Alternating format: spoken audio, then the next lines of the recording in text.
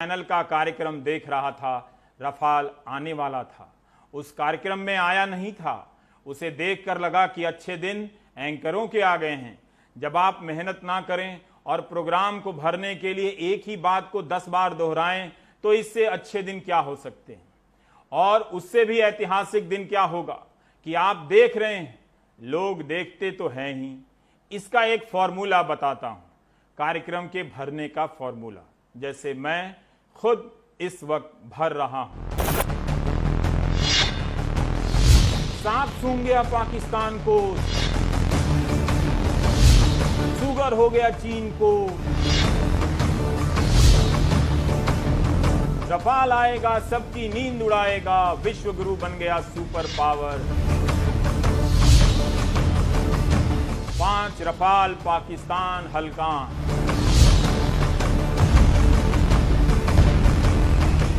इस तरह की पंक्तियों को एंकर बार बार बोलता रहता है। स्क्रीन पर रंगीन पट्टियां आती जाती रहती हैं, चमकदार तरीके से आपकी आंखों में चमक पैदा करती हैं। ऐसा लगता है नौचंदी का मेला है। कई तरह के रंगीन बल्ब स्क्रीन पर चल रहे हैं। 5-7 मिनट रफाल के आने पर ही निकल जाते हैं। एंकर की आवाज के साथ साथ म्यूजिक भी दिया जाता है ताकि आप में जोश आता रहे। आप भूल जाएं कि आपका गांव बाढ़ में डूबा है, आपके रिश्तेदार ने अस्पताल में आत्महत्या कर ली है और आपके दोस्तों की नौकरी चली गई है। स्क्रीन चमक रहा है। अब इसी तरह 5 मिनट निकल जाने वाला है। अचानक वो 5 पंक्तियां गोल गोल घूमती हुई कहीं समा जाती हैं, जैसे बरमुदा त्रिकोण में समा गई। फिर वहां से एंकर अब सवाल बनाता है अगला 5 मिनट भरने के लिए। स्क्रीन पर म्यूजिक से माहौल बना हुआ है। आप सहरसा में बैठकर भकुआए देख रहे हैं। बाप रे बाप, रफाल आ गया है। आपके जिले के आधे लोग बाढ़ में डूबे हैं। जैसे ही ख्याल आता है कि गांव फोन कर बाढ़ का पता करें, तभी एंकर कई सारे प्रश्न स्क्रीन पर डाल देता है। इन प्रश्नों के आगे नंबर दिए जाते हैं। आमतौर पर 3 सवाल होते हैं, लेकिन कई बार 7 और 9 सवाल भी होते हैं। तो सवाल आएगा, स्क्रीन पर पहले आएगा नंबर 1। एंकर थोड़ा रुक कर पढ़ेगा ताकि म्यूजिक बच जाए और थोड़ा टाइम कट जाए।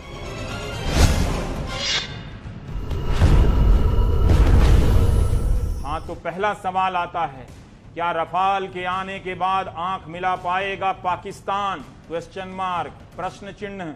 अब ये सवाल कुछ सेकंड तक स्क्रीन पर लटका हुआ है। म्यूजिक बज रहा है, एंकर चेहरे का भाव बदलता है। तभी नंबर 2 स्क्रीन पर धमाके की तरह आता है। लगता है कि सवाल नंबर 2 आ गया है। क्या चीन के पास है रफाल का जवाब?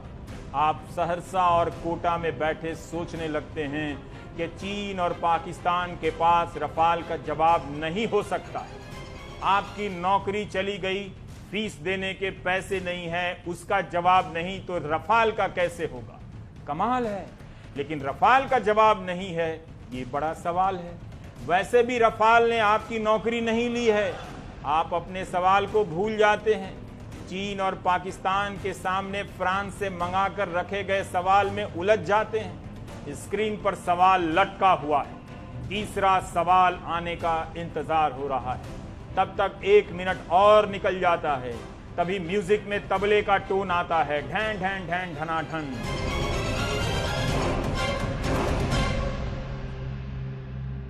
म्यूजिक बढ़ा दिया जाता है। आपकी धुकधुकी बढ़ जाती है। एंकर का तीसरा सवाल आने वाला है, लेकिन तीसरा ऐसे नहीं आता है। स्क्रीन पर पहला सवाल जो आ चुका होता है वो नींद से जागता है। स्क्रीन पर चारों तरफ उछल कूद मचाता हुआ वहीं आकर बैठता है, जैसे बंदर डाल से उछलने के बाद उसी जगह पर आ बैठता है। फिर दूसरा सवाल उछल कूद मचाता हुआ आता है। तभी एंकर महाघोषणा करता है, तीसरा सबसे बड़ा सवाल। आप राहत लेते हैं कि पहले 2 सवाल सबसे बड़े नहीं थे। हर सवाल एक सा नहीं होता है, एक सबसे बड़ा सवाल होता है। अब आता है तीसरा सबसे बड़ा सवाल। स्क्रीन के ऊपर नीचे कई पट्टियां हैं जिस पर लिखा हुआ है। इन सब को मात देता हुआ तीसरा सवाल एंट्री लेता है। आज का सबसे बड़ा सवाल। सवाल के आने में ही 1 मिनट और निकल जाता है।